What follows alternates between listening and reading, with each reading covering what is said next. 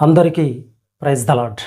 ఈ స్వాతంత్ర దినోత్సవం రోజున మీ అందరినీ ఈ వీడియో ద్వారా కలుసుకుంటూ ఉన్నందుకు నాకెంతో ఆనందంగా ఉంది. ఈ వీడియోను చూస్తున్న ప్రతి ఒక్కరికి మరియు భారతీయులందరికీ 80వ స్వాతంత్ర దినోత్సవ శుభాకాంక్షలను తెలియజేస్తూ ఉన్నాను.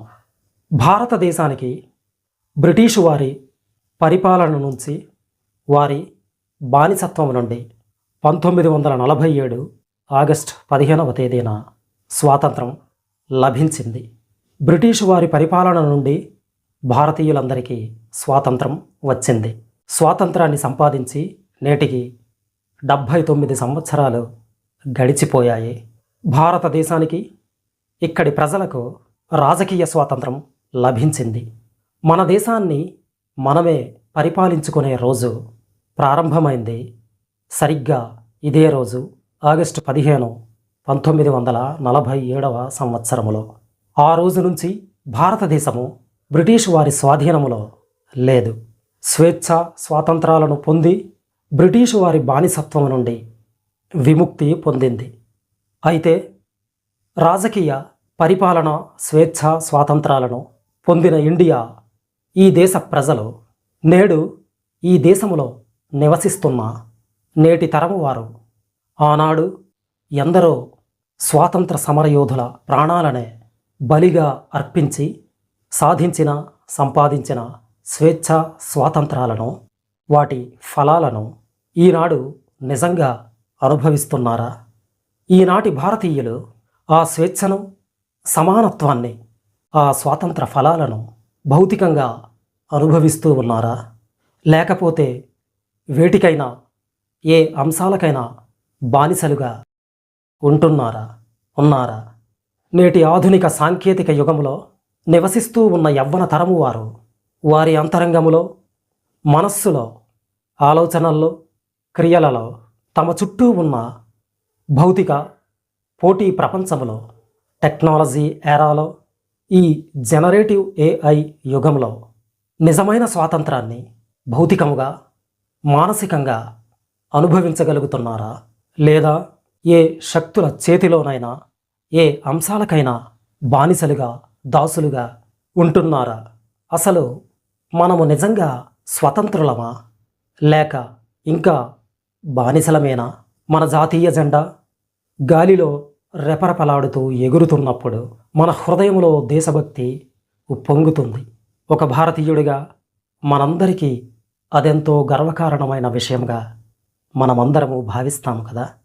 మన దేశానికి స్వాతంత్రము సంపాదించిన స్వాతంత్ర సమరయోధుల ప్రాణత్యాగాలను గుర్తు చేసుకుంటాము కదా.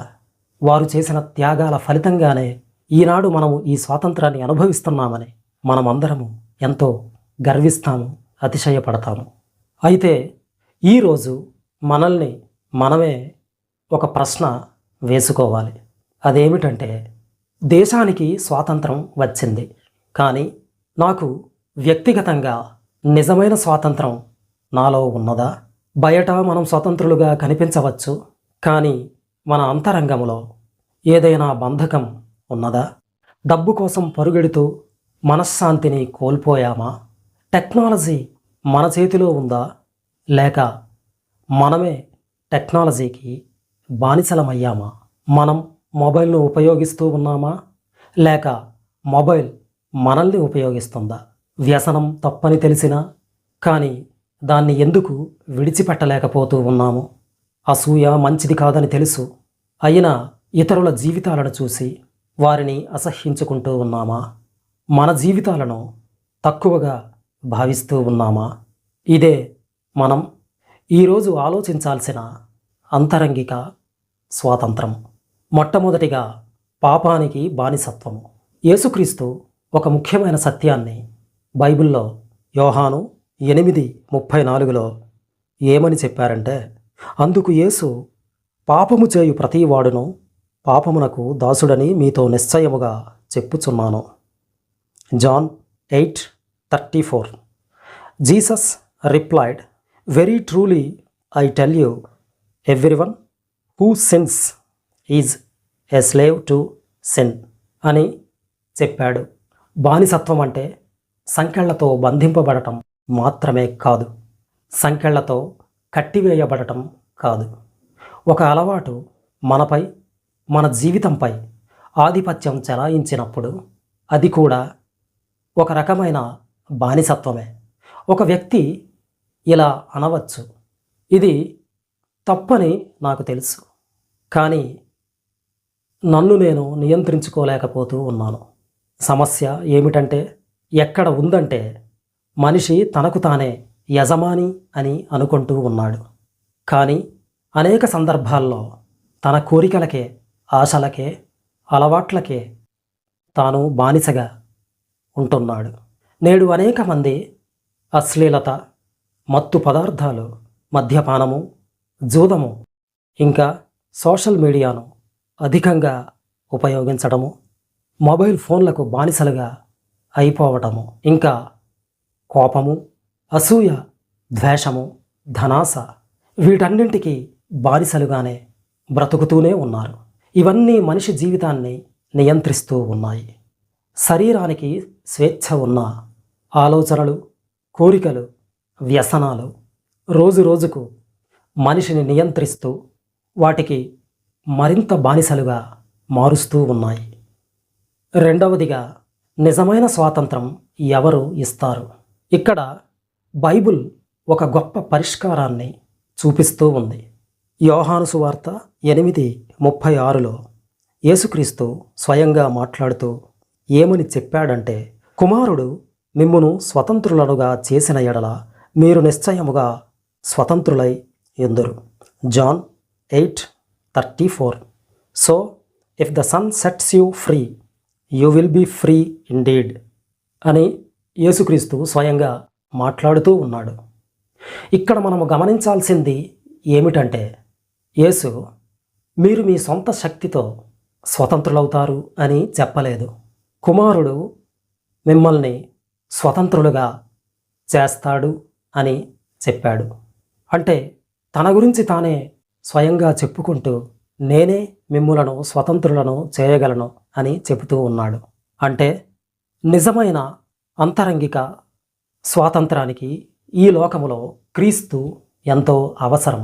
మనిషి బయట పరిస్థితులను మార్చుకోవచ్చు. అంటే తనకు ఉద్యోగం నచ్చకపోతే ఆ ఉద్యోగాన్ని మార్చుకోవచ్చు, లేదా ఇల్లు మార్చుకోవచ్చు, ఇంటిలో వస్తువులను మార్చుకోవచ్చు. తన శారీరక రూపురేఖల్ని, అందాన్ని బ్యూటీ పార్లర్లకు వెళ్ళి లేదా ఓ డాక్టర్ దగ్గరకు వెళ్ళి ట్రీట్మెంట్ తీసుకొని మార్చుకోవచ్చు. ఒక పట్టణం నచ్చకపోతే, ఒక ఊరు నచ్చకపోతే ఒక పట్టణం నుంచి మరో పట్టణానికి, ఒక ఊరు నుంచి మరో ఊరికి అతడు మారవచ్చు. ఇలా తన బాహ్య పరిస్థితుల్ని మార్చుకోవచ్చు. కానీ మనస్సులోని బంధకాలను కేవలం బయట మార్పులతో మార్చడం సాధ్యం కాని పని. బయట మార్పులతో దాన్ని తొలగించలేడు. అందుకే క్రీస్తు మన హృదయంలో మార్పు తీసుకురావాలి. మూడవదిగా, సత్యం మనలను స్వతంత్రులనుగా చేస్తుంది. యేసుక్రీస్తు అదే యోహాను సువార్తలో మరొక గొప్ప మాట చెప్పాడు. అదేమిటంటే యోహాను 8:32, మీరు సత్యమును గ్రహించెదరు, అప్పుడు సత్యము మిమ్మును స్వతంత్రులనుగా చేయును.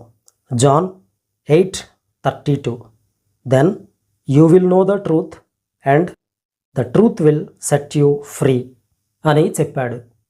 ఈ ప్రపంచంలో చాలా విషయాలు మనకు స్వేచ్ఛగా అనిపిస్తాయి. నాకు నచ్చింది నేను చేస్తాను, నా జీవితం నా ఇష్టం, ఎవరూ నన్ను ఆపలేరు, నన్ను నియంత్రించడానికి నువ్వు ఎవరు, ఇటువంటివన్నీ మనకు స్వేచ్ఛ అనిపిస్తుంది. కానీ బైబిల్ ప్రకారము నిజమైన స్వేచ్ఛ అంటే మనకు నచ్చిన ప్రతీదీ చేయడం ఏమాత్రం కాదు. నిజమైన స్వేచ్ఛ అంటే, నిజమైన స్వాతంత్రం అంటే మనకు నచ్చినట్లు జీవించటం కాదు. తప్పుడు మార్గాన్ని తిరస్కరించి సరైన మార్గాన్ని ఎంచుకునే తెలివి కలిగి ఉండటమే స్వేచ్ఛ కలిగి ఉండటం అని చెప్పొచ్చు. పాపము యొక్క ఆధిపత్యములో కాకుండా దేవుని చిత్త ప్రకారము జీవించడమే నిజమైన స్వాతంత్రము. ఇదే నిజమైన స్వాతంత్రము. నాలుగవదిగా, మనస్సుకు స్వాతంత్రము. ఈరోజు మనిషి ఎదుర్కొంటున్న పెద్ద యుద్ధం బయట కాదు, అంతరంగంలోనే, తన మనస్సులోనే. పౌలు ఏమని చెబుతూ ఉన్నాడంటే, రోమియోలకు రాసిన పత్రిక 12:2లో మీరు ఈ లోక మర్యాదను అనుసరింపక ఉత్తమమును అనుకూలమును సంపూర్ణమునయ్యున్న దేవుని చిత్తమేదో పరీక్షించి తెలుసుకున్నట్లు మీ మనస్సు మారి నూతన మగుట వలన రూపాంతరము పొందుడి. Romans 12:2. Do not conform to the pattern of this world, but be transformed by the renewing of your mind. Then you will be able to test and approve what God's will is, His good, pleasing and perfect will అని పౌలు చెబుతూ ఉన్నాడు. మనస్సు ఎలా మారుతుంది? అది దేవుని వాక్యముతోనే, దానిని చదవటముతోనే, దానిని ధ్యానించటముతోనే. ప్రతిరోజు మనం ఏమి చూస్తూ ఉన్నాము, ఏమి వింటున్నాము, ఏమి ఆలోచిస్తున్నాము, ఎవరిని అనుసరిస్తున్నాము, ఇవి మన ఆలోచన విధానాన్ని ప్రభావితం చేస్తాయి. అందుకే టెక్నాలజీని వదిలేయమని బైబిల్ చెప్పడం లేదు. కానీ టెక్నాలజీ మన యజమాని కాకుండా మన సేవకుడుగా ఉండాలి.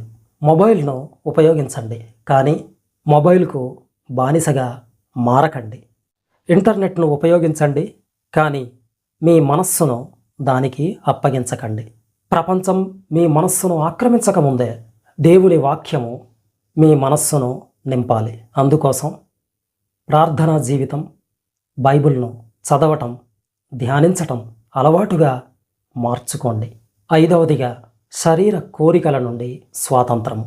కొంతమంది ఇలా అనుకుంటూ ఉంటారు, నేను చాలా బలహీనుడను, ఈ అలవాటును నేను ఎప్పటికీ జయించలేనేమో అని అనుకుంటూ ఉంటారు.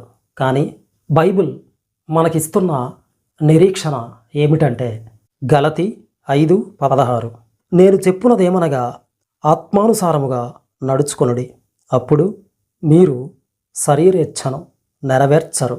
Galatians 5:16, so I say walk by the Spirit and you will not gratify the desires of the flesh అని చెప్పబడింది. అంటే క్రైస్తవ జీవితం కేవలం మన సొంత సంకల్ప బలం మీదనో ఆలోచన మీదనో ఆధారపడదు. పరిశుద్ధాత్మ దేవుని సహాయం మనకు అవసరం. అందుకోసమే ప్రార్థించాలి, దేవుని వాక్యాన్ని చదవాలి, తప్పుడు పరిస్థితులను గుర్తించి వాటి నుంచి దూరంగా తొలగిపోవాలి, వాటి నుండి దూరంగా ఉండాలి. మనలను బలహీనపరిచే సంబంధాలు, అలవాట్లు, పరిస్థితుల నుండి దూరంగా జరగాలి. అవసరమైతే అందుకోసము ఓ మంచి దైవజనుని దగ్గరకు లేదా ఆత్మీయమైన విశ్వాసుల దగ్గరకు వెళ్ళి ప్రార్థనా సహాయము, సలహాలను కూడా తీసుకోవాలి. విడుదల అంటే కేవలం నేను ఇక చేయను అని నిర్ణయించుకోవడం కాదు, దేవుని సహాయముతో కొత్త జీవన విధానాన్ని నిర్మించుకోవడం.